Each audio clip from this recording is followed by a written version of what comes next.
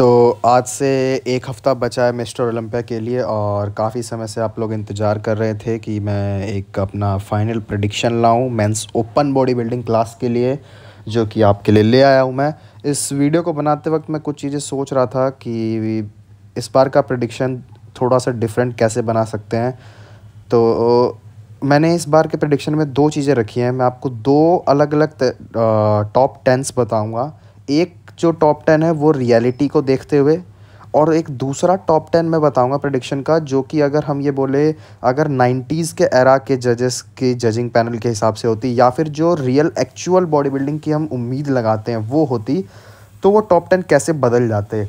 तो I hope ये जो मैं दो तरीके के टॉप 10 बताऊंगा, आप लोग उसमें से किसी न किसी एक तरीके से ज़रूर एग्री करते होंगे या फिर दोनों से भी एग्री करते होंगे। तो कमेंट्स में अपना ओपिनियन ज़रूर बताइएगा। तो सबसे पहले हम बात करते हैं कि लास्ट ईयर हुआ क्या था। लास्ट ईयर हुआ ये कि बिग रैमी ने अपना टाइटल जीता दूसरी बार, ब्रेंडन करी आए सेकेंड और थर्ड आए हार्डी चूपन। अभी यहीं पे रहते हैं। इन टॉप 3 में एक बहुत बड़ी कंट्रोवर्सी ये हुई कि साइज़ को सिमिट्री और कंडीशन से ऊपर रखा गया। लास्ट ईयर ये बहुत चर्चे में रहा विषय कि कंडीशन एथलीट आने का फ़ायदा क्या अगर वो पॉइंट्स को इंक्रीज़ करने में हेल्प करते ही नहीं हैं।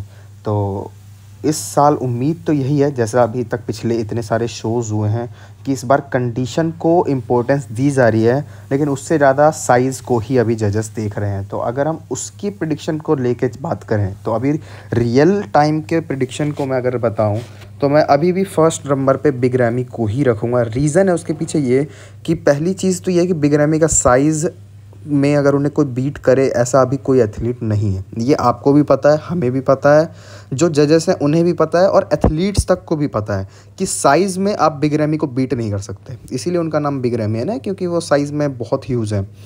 दूसरी चीज़, और इस साल मुझे ऐसा लगता है कि बिग रैमी शायद अपना जो परफेक्ट शेप है वो शायद इस बार दिखा पाएंगे, क्योंकि उम्मीद तो यही लगा के बैठते हैं हम कि जो मिस्टर ओलंपिया है वो शायद अलग दिखे, भीड़ से अलग दिखे। अलग जब दिखता है जब उसके साइज़ और कंडीशन दोनों पीक पे हो। अगर सिर्फ साइज़ हो तो फिर हम माइकल क्रिजो को भी तो उम्मीद लगा के बैठे हैं ना। कितने सारे लोग माइकल क्रिजो को बिग रैमी से कंपेयर कर देते हैं, जबकि कोई चांस नहीं है। माइकल क्रिजो अभी अभी IFBB प्रो बने हैं, आप उसका कंपेरिजन मिस्टर ओलंपिया से कैसे कर सकते हैं? बट फिर भी लोग कर देते हैं क्योंकि सिर्फ साइज़ देखते हैं, बाकी सारी चीज़ें भी मैटर करती हैं। तो बट अभी फ़िलहाल जैसा चल रहा है तो बिग रैमी को मैं नंबर 1 पे रखता हूँ। सेकंड प्लेस पे डालता हूँ मैं इस बार एक नया नाम, इसमें मैं दूंगा। वैसे तो थोड़ा सा इस बार का टफ़ है मिस्टर ओलंपिया की प्रेडिक्शन करना, क्योंकि काफ़ी सारे एथलीट्स हैं और कुछ तो ऐसे एथलीट्स हैं जिनका नाम ही बहुत बड़ा है। बट कठिन काम करने में ही तो मज़ा है, आसान काम करने में तो नहीं है। तो इसीलिए सेकंड और थर्ड प्लेसिंग के लिए मैं सेकंड पे और थर्ड पे इन दोनों में से कोई भी एथलीट रह सकता है। अब वो डिपेंड करता है जजेस कैसे जजिंग करेंगे, क्योंकि डेरेक लंसफोर्ड इस बार compete करने आ रहे हैं, और पिछले साल वो 212 क्लास में compete कर रहे थे और उसमें उन्होंने गोल्ड जीता था। तो जो गोल्ड मेडलिस्ट होता है वो जजेस के फेवरेट एथलीट होता है। क्यों? क्योंकि उन्होंने सॉन क्लारिडा को बीट किया था, जो कि लास्ट ईयर के गोल्ड मेडलिस्ट थे। यानी कि उस गोल्ड मेडलिस्ट एथलीट को बीट करना आपको जजेस का फेवरेट बनाता है, और जजेस अपने फेवरेट को ही ऊपर रखते हैं। ये तो नॉर्मल सी चीज़ अभी तक हम देखते आए हैं बॉडी बिल्डिंग में, क्योंकि ये सब कुछ जजेस के पसंद के होने के ऊपर ही तो है कि अगर जजेस आपका लुक पसंद करते हैं तो आप जीतोगे, नहीं करते हैं तो आप नहीं जीतोगे, सिंपल सी। तो इसीलिए मैं सेकंड और थर्ड प्लेसिंग ब्रेंडन करी और डेरेक लंसफोर्ड के बीच में रखता हूँ कि इन दोनों में से कोई भी एथलीट सेकंड या थर्ड प्लेसिंग ले जाएगा, क्योंकि साइज़ और कंडीशन प्लस सिमिट्री बहुत अमेजिंग है, बहुत ज़्यादा अमेजिंग है। और उम्मीद तो यह है कि डायरेक्ट इस बार कुछ अमेजिंग दिखेंगे। उम्मीद कोई भी यही लगाएगा कि पिछले साल से तो काफ़ी ह्यूज, और कंडीशन तो हानी रैम्बोट के क्लाइंट्स हमेशा ही, या एथलीट्स बोल दूं मैं, क्लाइंट्स तो नहीं, एथलीट्स जितने भी हैं वो सब वेल कंडीशनड ही आते हैं। तो सेकंड थर्ड पे मैं इन्हें रखता हूँ रियलिस्टिक अप्रोच में। इसके बाद मैं फोर्थ पे रखता हूँ हार्डी चूपन को। हाँ जी, ये थोड़ा सा कंट्रोवर्शियल हो सकता है, बट मैंने फोर्थ पे हार्डी चूपन को इसलिए रखा है क्योंकि डेरेक लंसफोर्ड हार्डी चूपन से साइज़, सिमिट्री और ओवरऑल देखा जाए जजेस के पसंद के हिसाब से तो अभी वही दिख रहे हैं। फिफ्थ और सिक्स्थ दो एथलीट्स के बीच में रहेगा, जो कि विलियम बोनैक और निक वॉकर हैं। क्यों? क्योंकि विलियम बोनैक इस बार साइज़ को चेज़ कर रहे हैं, तो शायद कंडीशन उतना नेल ना ला पाएँ, बट उम्मीद तो यही है कि वो कंडीशन हमेशा ही आए हैं तो इस बार भी आएंगे। और निक वॉकर बहुत अमेजिंग पैकेज शो करते हैं, बट अभी निक वॉकर की पोजिंग और कुछ पोजेज़ ऐसे हैं और कुछ पार्ट ऐसा है कि अभी वो बाकी एथलीट्स को बीट नहीं कर सकते, क्योंकि इस बार का लाइनअप बहुत स्ट्रॉन्ग है। तो मैं 5th और 6th पे विलियम बोनैक और निक वॉकर को रखता हूँ। जो भी बेटर होगा 5th या 6th ऊपर नीचे हो सकता है। 7th और 8th ये दो ऐसी प्लेसमेंट है जिसमें मैं ये कहूँगा कि इसमें चेंज नहीं हो सकता। 7th प्लेसिंग में हंटर लबराडा को रखता हूँ। हंटर लास्ट ईयर 4th आए थे, इस साल मैं 7th भी इसलिए रख रहा हूँ क्योंकि इम्प्रूवमेंट करते जाना, क्योंकि पिछले साल से इस साल एथलीट्स इंप्रूव होके आएंगे। पिछले साल जो गलतियां जिन एथलीट्स ने की थी इस बार वो नहीं करेंगे। और हंटर लबराडा का ऐसा है कि हंटर लबराडा एक अच्छी फिजिक शो करते हैं, बट इतनी अमेजिंग नहीं है कि वो इन्हें बीट कर सकें। बात करते हैं 8th प्लेसिंग की। 8th प्लेसिंग में इयान वेलियर को दूंगा। इयान वेलियर को इसलिए क्योंकि पिछले काफ़ी समय से इयान वेलियर एक ऐसा नाम है जैसे कि काफ़ी ज़्यादा, अगर मैं बोलूँ जजेस का फेवरेट एथलीट अगर कहूँ तो ये ज़्यादा बेटर होगा। तो जजेस के फेवरेट एथलीट बन चुके हैं। जब हमने उन्हें देखा टेक्सास प्रो में लास्ट ईयर तब भी, फिर उसके बाद हमने उन्हें आर्नोल्ड क्लासिक में देखा तब भी, लास्ट ईयर में देखा हमने उन्हें कि वो बहुत अच्छा प्लेसमेंट 7th प्लेस लेके आए थे, जबकि काफ़ी अच्छा स्ट्रॉन्ग लाइनअप था। तो इसलिए भी मैं उन्हें 8th प्लेस पे रखता हूँ। 9th प्लेस पे मैं रखता हूँ आंड्रे जैक्ट को। क्यों? क्योंकि वो भी जजेस के फेवरेट और एक ऐसा बॉडी बिल्डर है जो कि मुझे ऐसा लगता है कि पोटेंशियल वाइज और अगर जेनेटिकली वाइज भी बोलूँ तो वो बॉडी बिल्डिंग के लिए ही बने। अगर पोजिंग और थोड़ी सी स्ट्रॉन्ग कर लें तो मुझे ऐसा लगता है कि उनकी रैंकिंग और ऊपर चली जाएगी।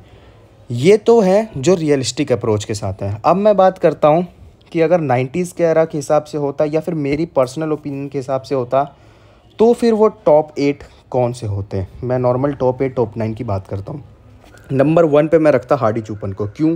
क्योंकि पिछले इतने समय से हार्डी चूपन एक लौते ऐसे एथलीट हैं जो सबसे ज़्यादा हार्ड कंडीशन लेके आते हैं। मतलब फिज़ीक में पूरी की पूरी ओवरऑल बॉडी के अंदर आपको हमेशा फाइबर्स दिखेंगे, क्रॉस स्ट्राइएशंस दिखेंगे, डिटेलिंग दिखेगी, पोजिंग स्ट्रॉन्ग दिखेगा, वैक्यूम पोज होगा और साथ ही साथ एक कंप्लीट फिजिक शो करते हैं। तो नंबर 1 पे हार्डी चूपन। सेकंड नंबर पे डेरेक लैंसवर्थ। डेरेक लैंसवर्थ को मैंने सेकंड पे इसलिए रखा है इस वाले रैंकिंग में, हार्डी को ऊपर रखा है क्योंकि हार्डी हमेशा ही नेल्ड आउट होते हैं और डेरेक को हम पहली बार इस बार देखेंगे कि ओपन क्लास बॉडी बिल्डिंग में पोजिंग करते हुए। तो इसीलिए मैंने सिर्फ थोड़े से डाउट से मैंने डेरेक को सेकंड पे रखा। थर्ड पे रखा है मैंने निक वॉकर को। क्यों? क्योंकि निक वॉकर एक लौते ऐसे एथलीट हैं पिछले इतने टाइम से कि हमेशा कंडीशन दिखाई दिए हैं, परफेक्ट सिमिट्री शो करते हैं, कुछ पोजेस में वीक हैं लेकिन फिर भी एक ऐसी हार्ड डेंस फाइबर वाली लुक वो लेके आते हैं स्टेज के ऊपर कि कंप्लीट फिजिक आंखों को बहुत अच्छी लगती है। तो थर्ड पे रखता हूँ मैं उन्हें। फोर्थ पे रखता हूँ विलियम बोनैक को। विलियम बोनैक ने इस बार के आर्नोल्ड क्लासिक में, आप सभी लोग जो बॉडी बिल्डिंग के फैन हैं ज़रूर जानते होंगे, अमेजिंग साइज, सिमिट्री और कंडीशन दिखाई दी। तो उम्मीद तो यही है कि यही होता। तो विलियम बोनैक फोर्थ पे। 5th प्लेसिंग में हंटर लबराडा को रखता हूँ। क्यों? क्योंकि हंटर भी कंडीशन आने वाले एथलीट में से एक हैं। ज़्यादा कंडीशन नहीं आते बट हाँ बहुत अच्छी कंडीशनिंग दिखाते हैं स्टेज के ऊपर और एक एस्थेटिक फिजिक लेने की वजह से भी उन्हें मैं 5th पे रखता हूँ। 6th प्लेसिंग इयान वेलियर एज इट इज़। क्यों? क्योंकि जजेस के फेवरेट भी हैं, अच्छी कंडीशन ले आते हैं, फिजिक के अंदर एक कंप्लीटनेस है, थोड़ी बहुत जगह पे कमी है काम की। 7th पे रखता हूँ मैं आंड्रे जैक्ट को। क्यों? क्योंकि कंडीशन के मामले में आंड्रे जैक्ट काफ़ी अमेजिंगली इम्प्रेस करते हुए आए हैं। और अब 8th और 9th पे मैं उन्हें रखता हूँ कि जिन्हें शायद आप लोगों को कुछ लोग एग्री ना करेंगे, बट हार्श ट्रुथ तो यही है कि अगर कंडीशन को मैटर रखते हुए आगे चलते तो बिग रैमी और ब्रेंडन करी 7, 8, 9 प्लेसिंग पे ही आते। तो मेरी तरफ से तो यही है प्रिडिक्शन। एक रियलिस्टिक अप्रोच मैंने बताई और एक अप्रोच मैंने बताई है 90s के एरा के हिसाब से। तो आप लोग बताइएगा आपको क्या लगता है। अपने फेवरेट्स को टॉप 5 या टॉप 10 आप बता के जा सकते हैं। और हाँ, इसमें कुछ एथलीट्स के बारे में मैंने बात अभी नहीं करी, सैमसन दोदा, माइकल क्रीजो, इसलिए नहीं करी, जस्टिन रोड्रिगोस, क्योंकि अभी ये सारे एथलीट्स नए हैं।